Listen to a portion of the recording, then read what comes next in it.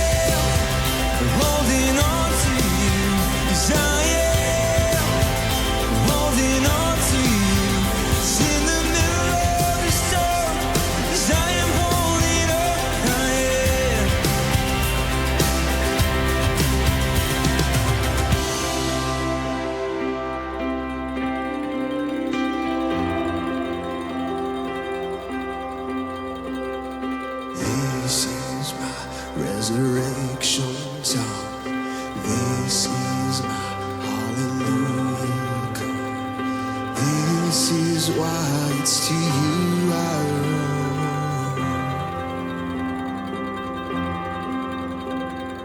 This is my resurrection song.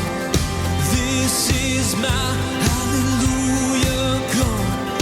This is why it's to you I run.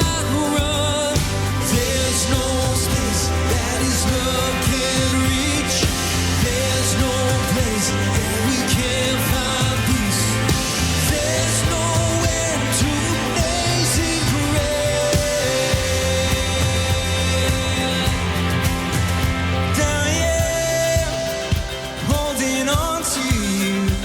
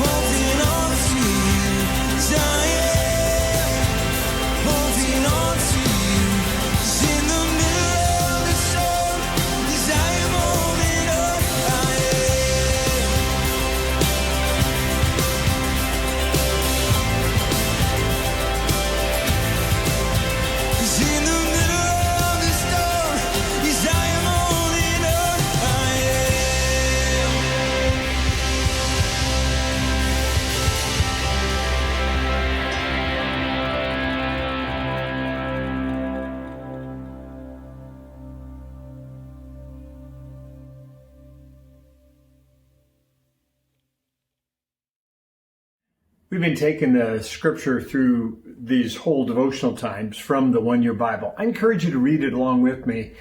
Today is Monday, and on all of the readings, you read a little bit in Judges, and there's some interesting stories about Gideon. A lot of times the book of Judges I don't understand very well, and I have a lot of questions about the book of Judges, but it's there, and there's some good stuff in there.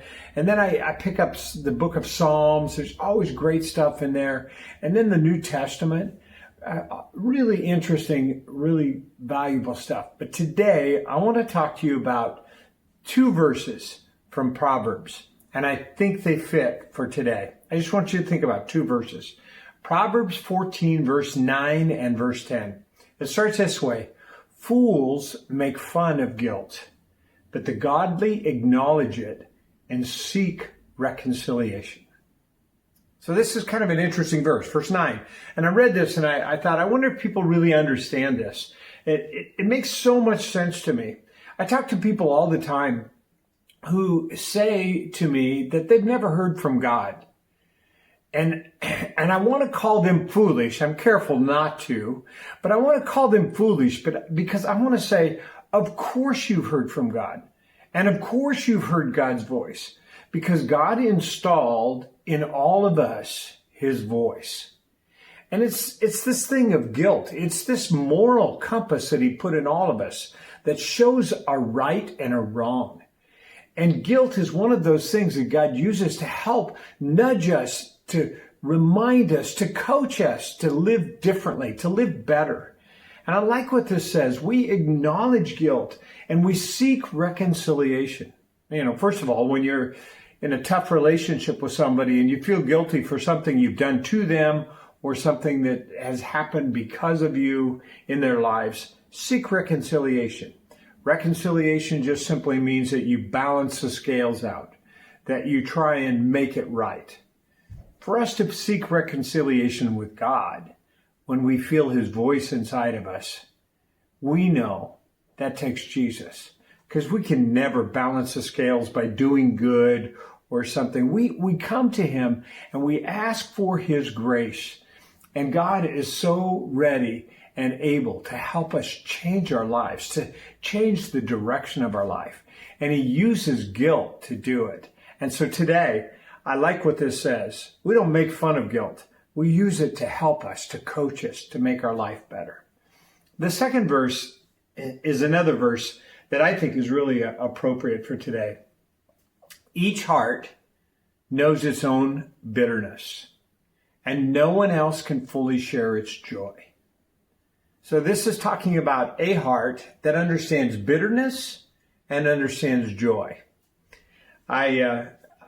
I've been recently going to the store with Audrey to maybe go get food for a meal or to do a little grocery shopping. And one of the things that we've noticed is that there's two kinds of people. There's people in hazmat suits that are just like on the farthest extreme, that are just fearful and very difficult. And then there's other people who are high-fiving and hugging each other. It's just like there's these way two extremes. And it seems like when you go into the store, there's no smiles, there's lots of judgment, lots of silence and quiet, and it's just a weird, weird time. Here's what I think this verse talks about. In this season that we're in, there's some people that really are experiencing bitterness. They've lost some jobs, they've lost business, they've lost their retirement account, maybe even lost a loved one. And so this is a time when we really can't understand why they act the way they are or how they are living out their lives. And we need to just give them grace. At the same time, we have people that have joy. I mean, for them, this has not been a bad time at all. Maybe they're making more money than they have. And maybe they're an essential worker or their business has taken off. In the midst of all this, we can't understand their joy because that's not where we live. There's two extremes here. And I think in our world today, we see that same thing. What I want to encourage you and I to do is to look past the outside of people, to look past their outside behavior and look at the inside of people and realize in their heart what they're experiencing is real, and that we can have empathy and encourage them in their sorrow and in their joy. Well, hopefully those two verses will stick with you all day long. Now, I've made a list for today. I want to share with you the things that I can't control. And then I'm going to share with you the things that I can control, because this helps me. This is something I do for myself. The things I can't control, the speed of this recovery. There's just no way. I wish it was faster. I wish it was over. I wish it was done. I can't control the financial struggles that many people will have because of this downturn. I cannot control the stock market. I think this is Monday. I don't know whether it's going to be up or down. Who knows? I can't control it. I can't control the fears of people. I cannot control the moment that we will one day stand shoulder to shoulder without fear, worshiping God and experiencing the move of God in His church once again. I can't wait for that, but I can't control that moment that takes place. I can't control the sick who are in the hospital right now, who are all alone. Whether they have coronavirus or not, so many are facing their sickness alone without any visitors allowed. I can't control the elderly who will not get visited during this time.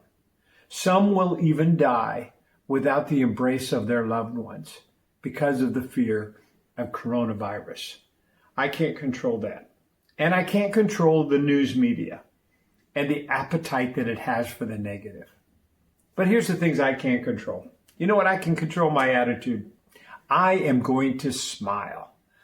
When I go to the store, when I'm walking on the path, I'm trying to smile at everybody and talk to them, whether they want to talk to me or not. I'm going to smile at them. There's too much frowns and silence in our world today. In fact, I want to give you an assignment today. Smile and talk to everybody you possibly can. Make them talk to you. You know, in this world where we're wearing masks all the time, it's hard to see a smile. But if you're not wearing a mask, or even if you are, maybe tip your mask to the side to let them see your smile, or draw one on your mask. Let somebody know you're smiling. Here's the thing. We can control our attitude, and I'm going to control my attitude. I can also control my outlook. In this scope of pandemics, as I've done my research, this is one of the smallest pandemics we've ever experienced. I read so many of the many different pandemics that have happened over the years, and millions and sometimes 40 and 50% of populations being lost. And I'm grateful today we're not in that kind of a pandemic. But in the midst of all of this, the outlook is this. We have some of the best doctors and scientists and some of the best people working on this as possible. My outlook is positive. This won't last forever. God's going to help us through all this, which brings me to this other thing I can control. That's my faith. God knows how to handle this. He's right beside me, no matter what I face, even if I get coronavirus. I don't have to worry because God's beside me. He is who I believe in. He is my anchor. He's my foundation. And I can control my fear. You know how you control your fear? Just today. He's all I need just for today. Whatever you're afraid of today, you're okay for the next few hours. You're okay just for this 24 hours. Just focus on today. And I can be generous. I can share what I have. And I want to say I share what I have because it helps me. And I think you can share what you have because it helps you. And I can make a difference. God's putting people in my life every day, and I'm trying to make a difference. Well, here's some things I'm thankful to God for. I'm thankful today that the home builders are starting to work again, and they're putting plans together to put their businesses together. That will help so much in our economy. I'm thankful that on May 4th, that's the end of the governor's time, that many things will begin to open up. I'm thankful that there's a hint sometime this week that maybe fishing might open and maybe golfing or some other outdoor activities. I'm thankful that I had 2 days that I didn't even think about the virus. Best 2 days that I had last week. I'm thankful that God has our attention. In fact, one of the things I know is that we're praying more and thinking about Him more. And for that, I'm really thankful. And I'm thankful that I believe that God causes all things to work for good to those that love God. I love God. So should you. Start loving Him today.